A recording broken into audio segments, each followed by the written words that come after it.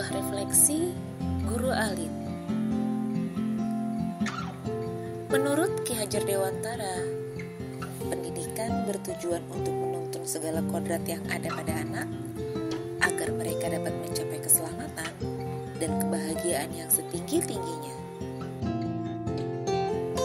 Pendidik itu hanya dapat menuntun tumbuh atau hidupnya kekuatan kodrat yang ada pada anak, agar mereka dapat memperbaiki laku hidupnya dan tumbuh kekuatan kodrat anak. Setiap anak itu unik. Sebagai seorang pendidik, kita harus bisa melayani segala bentuk kebutuhan sesuai dengan metode belajar, gaya belajar, dan minat belajar dari murid yang berbeda-beda. Inilah yang kita sebut dengan pembelajaran berdiferensiasi. Merdeka belajar. Kita harus bisa memberikan kebebasan kepada anak untuk mengembangkan ide, berpikir kreatif, mengembangkan bakat dan minat murid. Tetapi kebebasan itu bukan berarti kebebasan mutlak. Perlu adanya tuntunan dan arahan dari guru supaya anak tidak kehilangan arah dan membahayakan dirinya. Inilah makna menuntun yang sesungguhnya.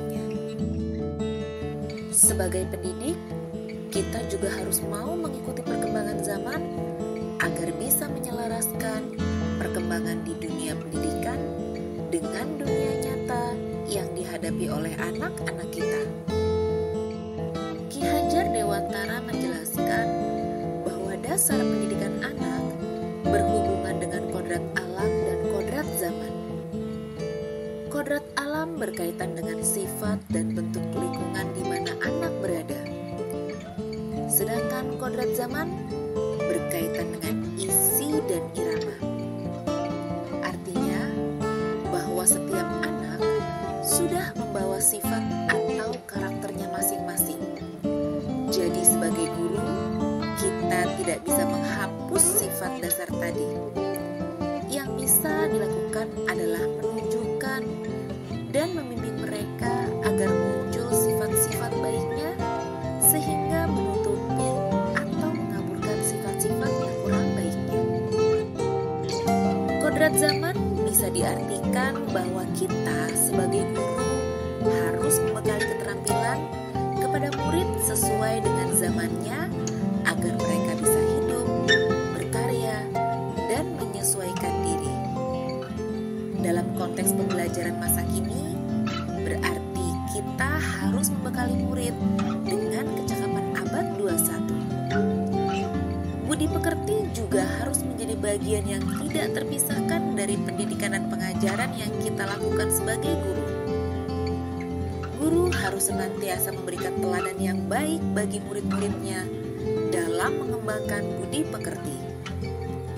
Guru juga bisa melakukan kegiatan-kegiatan pembiasaan di sekolah untuk menanamkan nilai-nilai budi pekerti dan akhlak mulia kepada anak.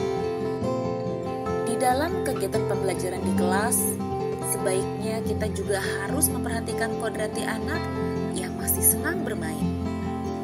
Dengan bermain, pasti akan ada kegembiraan yang mereka rasakan, dan itu akan membuat suatu kesan yang membekas di hati dan pikirannya. Dengan memasukkan unsur permainan dalam pembelajaran, murid akan merasa senang dan tidak mudah bosan. Apalagi jika menggunakan permainan-permainan tradisional yang ada. Selain menyampaikan pembelajaran melalui permainan, kita juga bisa mendidik dan mengajak anak untuk lebih mencintai dan juga melestarikan kebudayaan daerah. Ingatlah bahwa sebagai guru, kita harus bisa memberikan teladan, ingarso sung tulodo, membangun semangat, ingmadio mangun karso, dan memberikan dorongan, tutpuri handayani. Perlakukan anak dengan sebaik-baiknya sesuai dengan kodratnya, melayani mereka dengan setulus hati bagi tumbuh kembang mereka, menuntun mereka menjadi yang terampil, berakhlak mulia, dan bijaksana, sehingga mereka akan mencapai kebahagiaan dan